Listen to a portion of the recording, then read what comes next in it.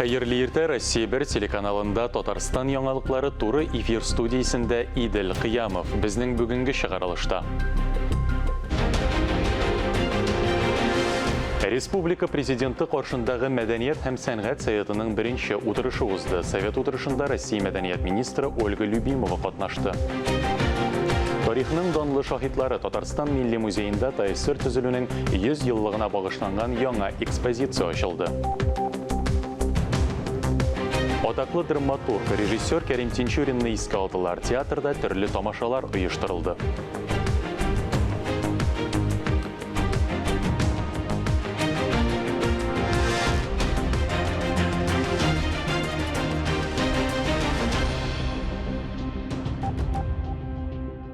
Мәдәният өлкәсе Татарстанда һәр вакыт игътибар үзәгендә. Россия мәдәният министры Ольга Любимова Казанда булып, республикада милли мәдәният проектын гамәлгә ашыруны шәхсән үзе бәяләде. Тулырак мәгълүмат хәбәрчеләребез язмасында.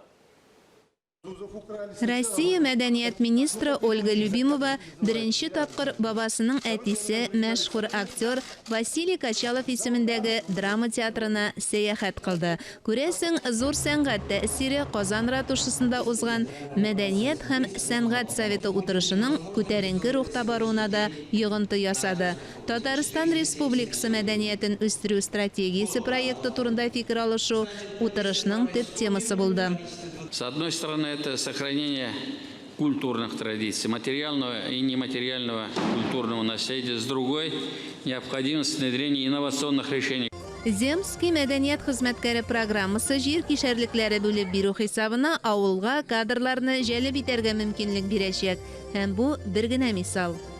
Татарстан – это всегда надежный партнер. Татарстан һәр вакыт ышанычлы партнер. Яңа проектларда пилот төбәк буларак катнаша. Мәктәп укучылары өчен мәдәният проектын гамәлгә ашыруда беренче булды. Минем Россия балалар туризмы программасы кабул ителүгә, тормышка ашыруга керештем. Мәдәният юнәлешендә заманча технологияләр кертү, тармакны цифрлы үстерү буенча да Татарстан алдынгылар рәтендә. Киләсе адым Казан дәүләт мәдәният институты базасында мәгълүмати технологияләр юнәлеше буенча үзәк булдыру. Шулай ук совет утырышында катнашучылар Казанда театр институтын ачырга да ихтияҗ барлыгын ассызыклады. Точный показатель, что республика развивается, и проблемы никогда не кончаются, но культура выходит на первый план. Это прекрасный показатель. Татарстан Республикасы президенты каршындагы Мәдәният һәм сәнгать советы утырышы киләчәктә даими рәвештә уздырыла башлый. Мөршидә Җихан, Инна Данилова, Сергей Павлухин, Татарстан яңалыклары. Биредә биергә, җырларга өйрәтәләр, яшьләргә сәләтләрен ачарга булышалар. Башкалабызның Сәйдәш мәдәният үзәге яңа музыка уен кораллары белән баетылды. Аларны Мәдәният илкүләм проекты буенча сатып алганнар. Музыка коралларының аһәңле яңгырашын хәбәрчеләребез дә тыңлап кайтты. Уен коралына җиңелчә генә бармаклар белән баскач, аннан сихри моң агыла башлый. Оста кулында корал көйле аһәң чыгара. Диләрә Җамалетдинова 6 ел джаз оркестрында эшли, иске скрипкасын еш төзәттергән. Яңа музыка коралына тиз ияләштем, сыйфатлы уйнарга уңайлы, тавышны яхшы чыгара. Безгә сыйфатлы уен кораллары бик кирәк иде, чөнки искеләре таушалды, гел төзәттереп торырга туры килде. Менә бу залда вокал, бию белән шөгыльләнәләр, бүлмәләр, заллар ремонтланган. Мәдәният илкүләм проекты нигезендә барлык сәнгать мәктәпләре 6 миллион сумлык фортепиано сатып алган. Быел Казанда музыка уен коралларын зур коллективларга, оркестрга, җыелма хорга, балалар кыллы оркестрына биргәннәр. Это замечательная программа, которая позволяет успешно реализовывать педагогические планы, учебные планы. Бу бик яхшы программа. Ул педагогик планнарны уңышлы тормышка ашырырга мөмкинлек бирә. Матди базаны ныгыта һәм иң беренче чиратта музыка буенча балаларга яхшы күнекмәләр бирә. 107 педагог та һөнәри осталыгын арттырган. Тагын 713 белгеч курсларда укый. Бу юнәлештә республикада илкүләм проект буенча күп эшләнә. Авыл клублары ачыла, яңа модульле китапханәләр булдырыла. Ремонт школы искусств идет. Педагогов мы обучаем. Сәнгать мәктәпләрен ремонтлау бара, педагогларны укытабыз, инструментлар алабыз. Балалар монда килсен, иҗатка, мәдәниятка тартылсыннар дип тырышабыз. Хәзер сәнгать галереясендә мәдәният илкүләм проекты буенча мультимедиа гидлар эшләрен тәкъдим иттеләр. Артефакт кушымтасына кереп, экспонатлар турында тулырак мәгълүмат алырга мөмкин. Ания Габадуллина, Ралина Абрамова, Сергей Павлухин, Татарстан яңалыклары. Татарстан Үзәк сайлау комиссиясе президент сайлауларының йомгакларын раслады. Рөстәм Миңниханов ышанычлы җиңү яулады. Үзәк сайлау комиссиясендә тавыш бирүнең нәтиҗәләре билгеле булды. Сайлаулар ничек узды? Татарстан президенты күпме тавыш җыйды? Бу хакта киләсе сюжетта. Сайлаулар тәмамланды, бюллетеннар саналды, Үзәк сайлау комиссиясе йомгаклау нәтиҗәләрен раслау турында карар кабул итте. Сайлау кампаниясе күрсәткәнчә, республика халкы сәяси тормышта актив катнаша. Кешеләр кандидатларны сайлап кына калмадылар, кайнар линиягә дә сораулар бирделәр. Мы ответили на все 534 звонка.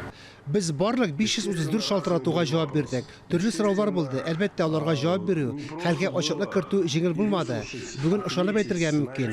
Буларның барысы да артта калды. Сайлаулар республиканың иҗтимагый сәяси тормышындагы әһәмиятле вакыйга булды. Татарстанда сайлаулар 2008-7 участокта үтте. Һәр кайда югары дәрәҗәдә ачыклык. 21 меңнән артык күзәтүче карап торды. Тарихта беренче тапкыр тавыш бирүне блогерлар социаль челтәр аша трансляцияләде. Үзәк сайлау комиссиясендә Рөстәм Миңнихановның җиңүен расладылар. Татарстан президенты өчен 1 миллион 900 меңнән артык сайлаучы тавыш биргән. Без 13 сентябрьдә узган сайлауларны тану турында карар кабул итәбез. Татарстан Республикасы президенты вазифасына 1 миллион 900 меңнән артык, ягъни 83,27% тавыш җыйган Рөстәм Миңниханов сайланган дип санарга. Татарстан Үзәк сайлау комиссиясе шулай ук Түбән Кама округы буенча Россия Дәүләт Думасына өстәмә сайлаулар буенча карарны раслады. Анда Олег Морозов җиңеп чыкты. Алабуга сайлау округы буенча Татарстан парламентына Тимур Шаһивәлиев узды. Татарстан җирле советлары күп партияле булачак. Лидер Берәм Россия партиясеннән тыш сәяси аренага КПРФ, Россия коммунистлары, Гадел Россия, ЛДПР һәм быелгы дебютант Үсеш партиясе чыкты. 50 депутатның 16-сы башка партияләр әгъзалары булган Казан шәһәре думасы да моның ачык мисалы. Тарис Мөхәммәтов, Айнур Вәли Әхмәтов, Дамир Мөхәммәтханов, Татарстан яңалыклары. Рөстәм Миңнихановның Татарстан президенты вазифаларына керешү тантанасы 18 сентябрьдә була. Инаугурация Салих Сәйдәшев исемендәге дәүләт зур концерт залында үтәчәк. Тантананы дәүләт совет рәисе Фәрит Мөхәммәтшин алып барачак. Исегезгә төшерәм, Рөстәм Миңниханов сайлауларда 83%-тан күбрәк тавыш җыйды. Республика сәламәтлек саклау министры Марат Садыйков сәламәтлек саклау өлкәсендәге казанышлары һәм күп еллык намуслы хезмәте өчен 2-нче дәрәҗә ватан алдындагы казанышлары өчен орден медале белән бүләкләнде. Бу хакта Россия президенты указга кул куйды. Исегезгә төшерәбез, Марат Садыйков министр вазифаларын башкаруга 18 елның февралендә керешкән иде. Безнең Ишегалды республика программасы буенча Саба районында быел күп фатирлы йортлар урнашкан 5 Ишегалды төзекләндерелә. Байлар сабасында быелга каралган 1 Ишегaldында эшләр тәмамланган. Шәмәрдән бистәсендәге 4 Ишегалдында төзекләндерү дәвам итә. 2024 елга кадәр районда барлыгы 50 Ишегaldын тәртипкә китерү күздә тотыла. Теманың дәвамы киләсе репортажда. Иң төп эш бүген Шәмәрдән авылындагы Совет урамы 2нче йорт урнашкан Ишегалдында бара.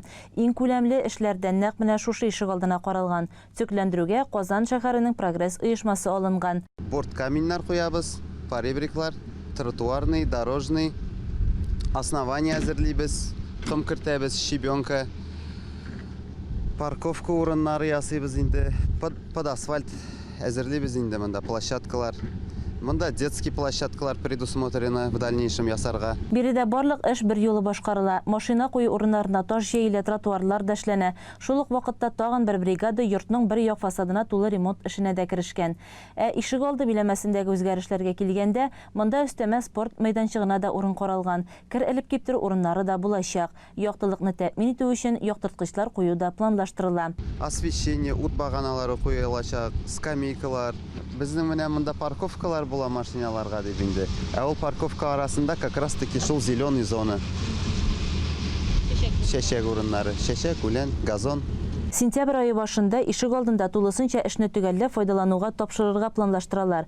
Параллель рәвештә прогресс оешмасы безнең ишек алды программасы нигезендә Шәмәрдәндәге Фатих Кәрим 7А адресындагы күп катлы йортлар арасындагы ишек алдында да ремонт эшен җәелдереп җибәргән. Биредә эш зонасын чистарту бара.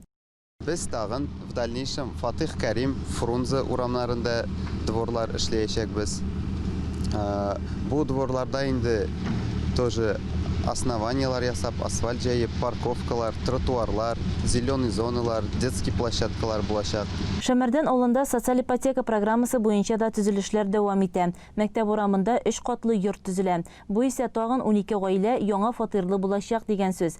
Биредә Акташ төзелеш җәмгыятенең Саба участогы төзүчеләре эшли. Бүген эшкә якта буяу, электр энергиясе сузу һәм башка шундый эшләр бара. Йортны сентябрь аена тапшырырга ниятлиләр. Qozanda яшәүче бер ир-ат үз бакчасында чемпион помидор үстергән. 1 килограмм ярымлыктагы томатны ул интернет шелтәре аша сатуга да куйган. Гигант помидор белән кызыксынучылар күпме? Хәбәрчебез ачыклады. Вот хотел вам показать сегодня результат. Килограмм ярым авырлыктагы әлеге помидор Казанда яшәүче агроном бакчачы Айдар Вафинның горурлыгы. Бакчасында 5 ел эшләү дәверендә беренче тапкыр томат шул кадәр эре булып үскән. Югыйсә моның аерым сере дә юк. Тыкымлы атларның тересен дә кулланмаган, гадәти сугына сипкән. Особенного ничего. Помидорны үстергәндә бернинди химик өстәмә кулланмадым. Гадәти су белән үстердем. Үзе шулай эре булып үсте. Айдар рекордлы помидорны интернетка сатуга куйган. Аның өчен хәтта 5000 сум акча да сораган. Помидор уңышы белән журналистлар да кызыксына башлаган. Айдарның әйтүенчә, помидорны сатачагына ул ышанмаган. Ә менә кешеләрдә зур кызыксыну уяталуына сөенгән. Если так, честно говоря, это просто как бы просто так, ради шутки какой-то. Мәзә, кызык өчен генә интернетта куйган идем. Сатып акча алу турында уйламадым да. Помидорны башкаларга да күрсәтәсем килде. Әлеге рекордчы зур помидор үстерүче хуҗасына да дан китерде. Ә менә дөнья рекордын яңарту өчен 2 килолы помидор үстерергә кирәк әле. Аның каравы, гаиләдә менә 3нче көн инде шушы помидор белән тукланалар. Ә гаилә башлыгы дөнья рекордын яңартырлык помидор үстерергә хыяллана. Фарис Мөхәммәд, Мурат Метшин, Владимир Юрков, Татарстан яңалыклары. Татарстан Милли музейында ТСР төзелүнең 100 еллыгына багышланган яңа экспозицияны тәкъдим иттеләр. Ул әһәмиятле вакыйгалар һәм шәхесләр язмышлары аша республикабызның 1 гасырлык тарихын чагылдыра. Республика оештырылуының беренче көннәрендәге тарихи документлар аерым урын алып тора. Экспозиция катлаулы, зур, бүтән тарих турында сөйли. Экспонатлар бик күп. Балаларга алар өчен ничектер аңлатып, өйрәтеп, аерым конференциялар үткәрергә, киңәшләшергә шул турда сөйләштек бүген. Әлбәттә, укытучылар бик шат. Алар зур вакыйга диделәр. Бу экспозицияны ачу, әлбәттә, без тагы да балаларны көтеп калабыз безнең музейларда. Татарстан Республикасы Россиядә спорт төбәге буларак дан алган. Халыкара Россия беренчелеге һәм башка бик күп спорт чаралары, хәтта театр артистларының да үз ярышлары үтә. Мәсәлән, Кәрим Тинчурин театрында ел сайын өстәл уеннары турниры үтә. Анда Казанның төрле театрлар артистлары бик теләп катнаша. Быел иң оста теннисчы һәм шахмат уйнаучы кем булганын хәбәрчебез Илһам Галиуллин күреп кайтты. Бездә Олимпия кануннары иң мөһим катнашу ди чараны оештыручылар. Шулай да бер магълүм киткәч үзеннән үзе җиңәсе килү теләге биләп ала. Түгел, әлбәттә, җиңүләргә берәү дә теләми. Гомумән, минем үземнең канда да бар ул, җиңәсе килгән бердә. Тренировкалар бик аз булса да, әлбәттә, ярыш башлангач чын җиңү өчен. Теннис уйнау усталыгы шәп булса да, бу юлы Алмаз Фаткуллин икенче, ә беренче урында Илназ Гафиятов. Ә шашка ярышларында Камал театры артисты Алмаз Гараевка тиңнәре булмады. Шулай ук Хәлим Җәләй дә сынатмады. Ул бигрәк тә шахмат уйнарга ярата. Бу ярышларда гомумән өстәл уеннары үз итүче артистлар катнаша. Бу безнең инде теге җиңү кем беренче дигән сүз түгел, бу дуслык очрашуы. Мин жюри члены буларак шуны әйтәсем килә, без һәрбер театрлар белән тату яшибез, матур яшибез. Безнең өчен шашка уеннары хобби дип уртаклашты. Турнирга әзерләнүче гүзәл затлар. Югыйсә әлеге турнирда катнашу тәҗрибәләре шактый. 2 тапкыр җиңүче булып калдым. Хатын-кызлар арасында беренче урын алган бер елны, икенче урын. Аннары инде менә безнең хәзерге яшь кызларыбыз үсеп килә, бик акыллы, Диләрә һәм Лилия. Алар безнең көчле санала. Шашка уенында бик көчле кызлар санала. Монда ярыш булса да, бу үзенчә бер күрешү бәйрәмедер. Сәмәкәдә монда көндәшеп бөтенләй юк. Аралашып, күңел ачып шулай рәхәтләнеп. Үзенә күңелле мероприятие. Хатын-кызлар арасында үткәрелгән шашка уйнау ярышларында Диләрә Фәттахова җиңде. Илхам Галиуллин, Владимир Юрков, Татарстан яңалыклары. Яңа татар җыры дип аталган конкурс проект игълан ителгәч тә киң җәмәгатьчелектә зур кызыксыну уятты. Нинди булырга тиеш соң ул татар җыры? Аның үрнәге бармы? Әлеге сорауларга җавап бирү һәм конкурсның нәтиҗәләре кайчан билгеле булуы игълан итү өчен Рәшид Вахапов исемендәге фонд җитәкчесе Рифат Фәттахов матбугат конференциясе үткәрде. Яңа татар җыры бәйгесенең төп максаты бүгенге татар җыр сәнгатен яңа, сыйфатлы әсәрләр белән баету. Аның номинацияләрдә күп түгел, икәү генә: иң яхшы татар җыры һәм иң яхшы балалар җыры. Балаларга җырлатырга өйрәтсәк, аларга туган тел ныграк ябышырга. Чөнки музыка аша тел колакка, тәнгә ныграк сиңә. Конкурска җырлар кабул ителеп беткән, ләкин шулай да бер үкенеч калды, ди яңа татар җыры конкурсының жюри рәисе Разил Вәлиев. Менә мин генә катнаша алмадым, чөнки жюри рәисе булгач, Рифат Фәттахов миңа кистереп әйтеп куйды. Идрис Газиев та Разил Вәлиевнең фикерен куәтләп җибәрде. Әлбәттә, бу шаярту гына, мәгълүм булганча, жюри әгъзалары конкурс таләпләре буенча катнаша алмый. Иң мөһиме гаделлек һәм лаеклы нәтиҗә, ди проектның авторы Рифат Фәттахов. Бик күп җыр килде, 347 җыр килде инде билгеләп үттем. Менә шуларның bir 20-30-ны без сайлап алырбыз әле, жюри өчен дәвам итә. Без аларны алда бирсә, 21 ноябрьдә үтәсе гала концертта киң җәмәгатьчелеккә, бөтен татар халкына тәкъдим итәрбез дип уйлыйм. Конкурста катнашкан авторлар арасында билгеле шәхесләр дә, исемнәре билгеле булмаучылар да бар.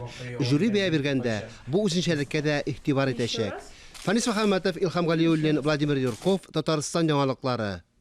Татарстанда традицион гышыр садақасын җыю һәм халыкның мохтаҗ катламнарын азык-төлек белән тәэмин итү кампаниясе старт алды. Татарстан мөселманнары диния нәзарәте 26 сентябрьне Татарстанда гышыр көне дип игълан итте. Шул уңайдан Мөхәррәм аеның 27 көнендә Татаринформ мәгълүмат агентлыгында матбугат очрашуы үтте. Гышыр көне Татарстанда үзәкләштерелгән рәвештә 2017 елдан бирле үткәрелә. Ул елдан-ел киңрәк кыла җыя. Акциядә катнашучылар да арта. 2017 елда 160 тонна, 2018 елда 600 тонна, 2019 елда 1110 тоннага якын гышыр садакасы җыеп таратылган. Очрашуда гышыр көнен үткәрү белән бәйле чаралар, садаканы җыю һәм мохтаҗларга өләшү тәртипләре хакында сүз барды. Гышыр садаканың махсус төре. Мөселман кешесе үз хуҗалыгында, үз бакчасында үстергән уңышны җыеп алганнан соң, аның уннан берен мохтаҗларга бирергә тиеш. Әлхәмдүлилләh, ушбу игелек, изгелек гамәле гышыр ул борын-борыннан динебезнең асылы булган зәкатның бер өлеше булып тора. Һәм инде халкыбызга һәр вакыт якын булган, ягъни гышыр сүзе, ягъни уннан бер дип атала. Һәм инде мөфтиятыбыз Аллага шөкер бу гамәлгә бик диккать белән карый. Чөнки Пәйгамбәрбез саллаллаһу алейхи ва саллям дин ислам 5 нәрсәгә нигезләнгән, шуның бер баганасы зәкат дип әйтте. Шул кардәшләребезнең, милләттәшләребезнең исләренә салып, Алла Раббыбызның аяты да без сезләргә җирләрдән үстергән нигъмәтләрдән дә өлешләрегезне чыгарыгыз. Кәсеп иткән хәләл малларыгыздан да өлешләрегезне чыгарыгыз, эй иманлы бәндәләр дип Аллаһ Тәгалә мөрәҗәгать итте. Республикадагы барлык мәчетләр, мәдрәсәләр гышырны кабул итеп алырга һәм таратырга әзер. Бу эшкә беренчеләрдән булып Балташ, Балык Пистәсе, Чистай, Кукмара, Бөгелмә районнары кереште инде. Һәр елдагыча җиләк-җимеш, төрле яшелчәләр, бәрәңге, кәбестә, аш чигендере, кишер, кабак, суган, алма, слива, шулай ук кыш өчен кайнаткан һәм тозланган әйберләр кабул ителә. Азык-төлек җыелмаларын аз керемле, мохтаҗ кешеләргә тапшыру оештырыла. Җәйләре матур булды. Бер авыру белән кыенлык мәшәкатьләре булса да, Вакытында яңгыры да яуды, вакытында кыяшы да чыкты, Аллага шөкер. Бакчаларыбызда, басу кырларыбызда, Аллага шөкер, игеннәрне дә Аллаһ Раббыбыз насыйп итте. Шуңа иманлы бәндә Allah Rabbimizning sözünü iske alıp, "Валейн шакартум ла азиданнакум", agar da şükrana kılsanız arttırıp birimin di Rabbimiz Allah. Ushbu nimetlerge şükrana kılıp, bu Rabbimiz Allah'ın rahmeti bitip siyine muhtaçlarga, miskinlerge, tiyişli olan meşit medreselerge ilişkilerimizin çıkarabız. Qozanda Гышыр садақасын Назарат қарамағындағы Закат Хайрия фонды жия. Фондта 1000-нан артык мохтаҗ гаилә исәптә тора. Аларның барысына да күп балалы, тулы булмаган, аз киремле авыру балалар тәрбияләүче гаиләләр Гышыр садақасы өлешенә. Бу Гышыр садақасын җыйган вакытта инде безнең яшьләребез һәр вакытта районнарда, мөхтәсибәтләрдә ярдәм күрсәтәләр. Күрсәгез, аларның районнарда ничек итеп бәйрәм оештырганнарын, плакатлар әзерләп, махсус балалар өчен бәйрәмнәр оештырып, халык өчен үзенә күрә, менә бу пандемиядан чыкканнан соң ниндидер бер бәйрәмгә әверелә бу Гышыр садақасын җыю. Шуңа күрә менә шулай җайлап кына матур итеп, баласын да, өлкән яшьтәгесен дә, урта буыннарны да шулай безнең районнарыбыз бүгенге көндә Гышырга, зәкәткә, садака мәсьәләләренә җәлеп итәләр. Бу миңа калса шулай ук бик зур эш, күркәм күренеш һәм телисе килә дәвамлы булса иде дип. Әлеге исемлектә булмаган, ләкин Гышыр җыелмаларына мохтаҗ кешеләр пенсия фондыннан керемнәр турында белешмә алып, 843 225 33 22 телефоны буенча шалтыратып, фондка мөрәҗәгать итә ала. Гышыр алып килергә теләүчеләр шушы ук номерга шалтыратып сорауларын бирергә мөмкин. Гомумән, Гышыр мохтаҗларның милләтенә һәм диненә карамыйча, аларның үзләренә, шулай ук хәйрия оешмаларына, картлар һәм балалар йортларына, хосписка, мөселман уку йортларына, мәдрәсәләргә Коръән хафизлар әзерләү үзәгенә тапшырыла. Айзилә Батырханова, Татарстан яңалыклары. Әлеге сәгатькә шундый яңалыклар иде. Мин Идел Кыямов бүгенгә сезнең белән саубуллашам. Иртәгә шул ук вакытта сәгать 9-да очрашырбыз. Исән-имин булыгыз.